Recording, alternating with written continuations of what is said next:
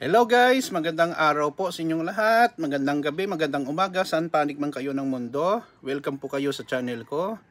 Sa video natin ngayon, pag-usapan po natin ang napapanahon na mga balita nangyayari sa ating bansa dito sa Pilipinas. Ang tanong, bakit palaging may bagyo dito sa Pilipinas? Marami sa atin, hindi pa rin alam ang mga dahilan kung bakit parati po tayong binabagyo.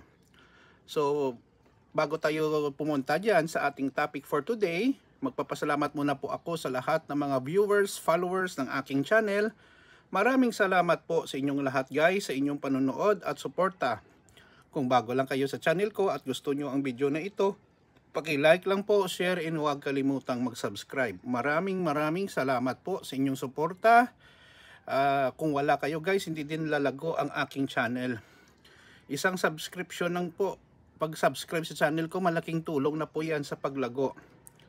So, ang tanong, bakit palagi po tayong binabagyo dito sa Pilipinas? Dito po sa Pilipinas, sa Asia, nasa gitna po tayo or malapit po tayo sa equator. Tropical po ang ating klima dito.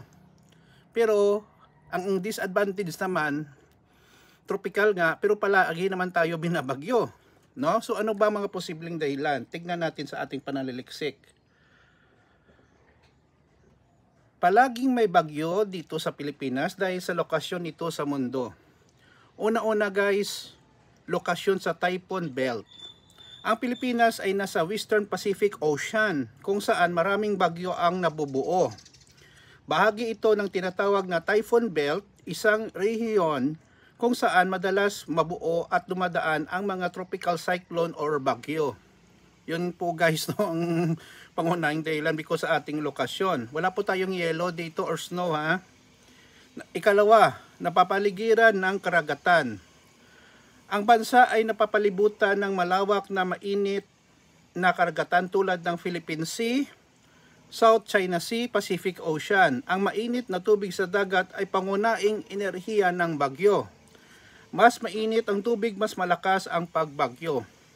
Naalala ko tuloy ang sinabi ni Ernie Baron noong unang panahon daw, kinakanyon ang mata ng bagyo ng mga barko ng Amerika at ibang bansa in hoping na mawasak ang mata ng bagyo at huminga ang bagyo, pero hindi po yun solusyon.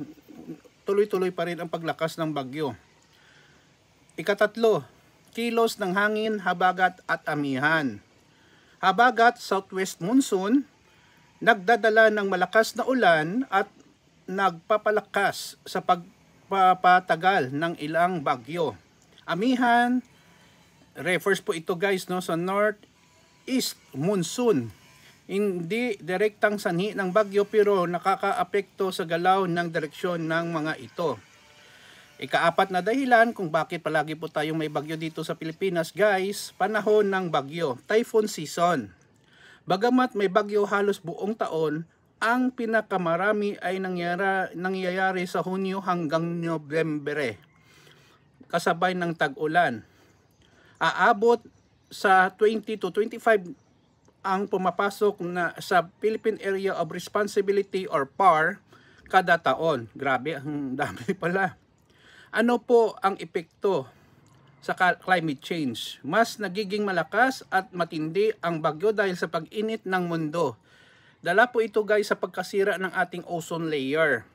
Mas maraming ulan, matataas na hangin at madalas ang pagbaha. Yun po guys ang apat na dahilan kung bakit palagi po tayong may bagyo dito sa Pilipinas. Sana po may natutunan po tayo. Ang advice ko lang, hindi lang sa akin, kundi sa inyong lahat guys, ay mag-ingat po tayo.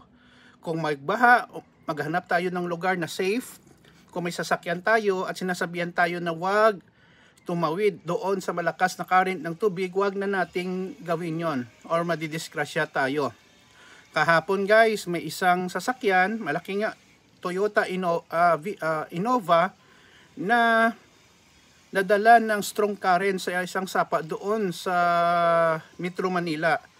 Nawasak po guys at ang kanyang mga sakay ay nawala, ang isa namatay, ang isa hinahanap pa. So doble ingat po tayo guys Makinig po tayo sa mga taong alam ang sitwasyon ng kanilang lugar kung malakas ang baha. At panalitiin po natin makinig sa mga balita, mag-store po tayo ng pagkain at ayusin natin ang ating bahay. At kung kailangan talagang lumikas po tayo guys sa ating bahay para at least hindi tayo madidisgrasya kung may bagyo. Yun lang po guys ang aking advice. Maraming salamat sa inyong panonood at pakikinig sa akin. I really appreciate your support. Please like, share, and huwag kalimutang mag-subscribe guys. I love you all. Ingat po tayo lagi. Ito naman pong kaibigan nyo si Jake Pomperada from Bacolod City, Negros Occidental. Paalam guys. Kita-kita po tayo sa sunod na video.